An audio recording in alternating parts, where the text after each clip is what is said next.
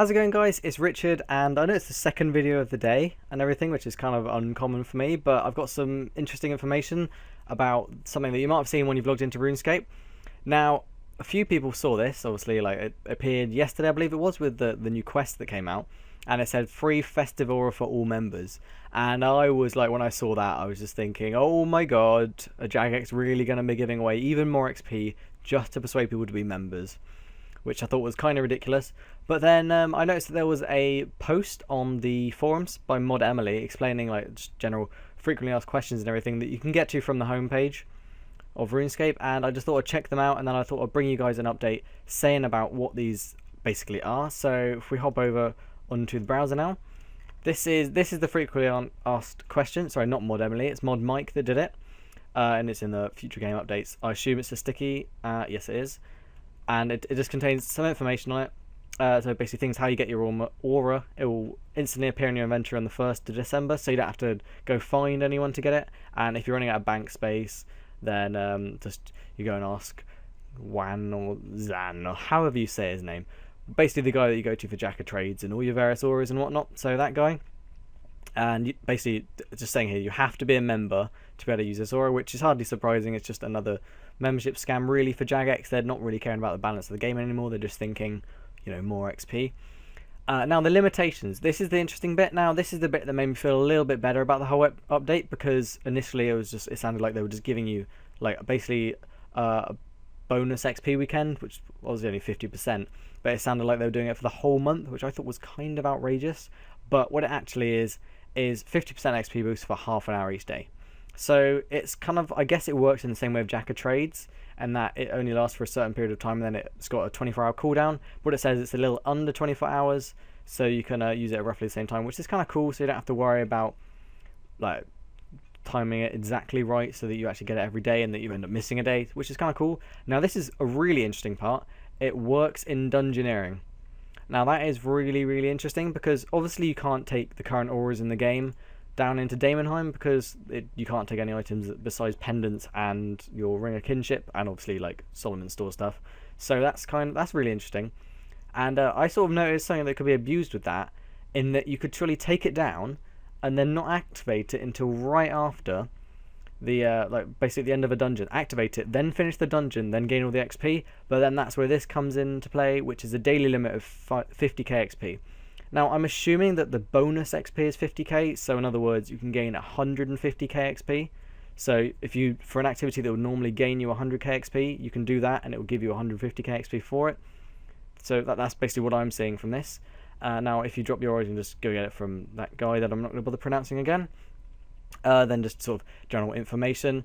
Now, what it says down here is actually some pretty interesting information about weekends in December. It sounds like they're really going for a bit more of a community-based thing. If you remember back in Mad May, unfortunately I wasn't actually playing the game back then, but they did things like double drop weekends, was it double runespan point weekends, which I thought was kind of cool. And they're doing this once again. So where we get double drops. So it's all the bosses and everything, and Barrow's chest, which is kind of cool, which I think is sort of a nice thing. Giant Mole, if anyone goes there. Dagon King DK's obviously Revenant Dungeon, which I think is kind of interesting. I don't know if they ever counted those as bosses, but I assume they did. And 2 extra locations, Stronghold of Security and the Chaos Tunnels. So if you've got a Slayer task of something like Dagonoth, you could go down to the Chaos Tunnels to do it. And various other things, like if you want to kill mummies or you want to kill bronze dragons, things like that, you can actually go down there and you get double drops. Not that I can't really think of any rare drops, like, because I swear it's only as far as I'm aware, it's only unique drops that get double. But if it's not, then that's kind of cool. And things like glaive swords, you get extra shards, which I think is generally kind of pretty awesome.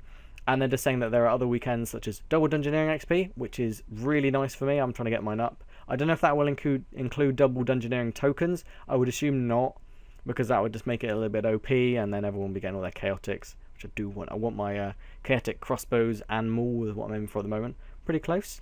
Other things, sort of double rewards from minigames, which is something that I don't know if people are going to do that. I don't know if that means you'll get double points from Runespan. Does Runespan count as a minigame? I'm not entirely sure, because it's technically a training method, but I would assume things like pest control will give you double points so that you'll be able to get like your buy XP more or your pest control armor, which by the way is really quite effective for offensive play.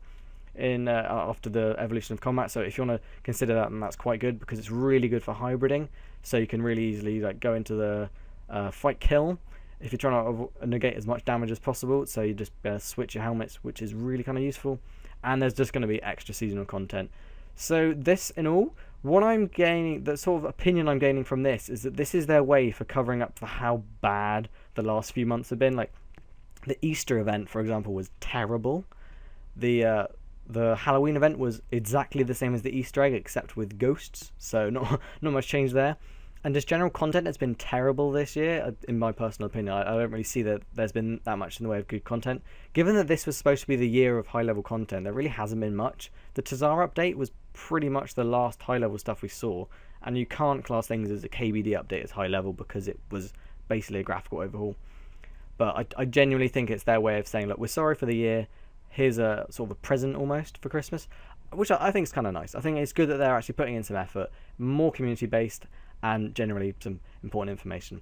Anyway, that's the end of the video for now, guys. I hope the information was useful to you, and now you know what you're doing throughout December with the events and whatnot. Sorry there haven't really been any RuneScape content videos today as such. I will try and do my best to release more tomorrow. I will be having a Road to Max Cape tomorrow, and I hope to see you all in the next video. So thanks for watching.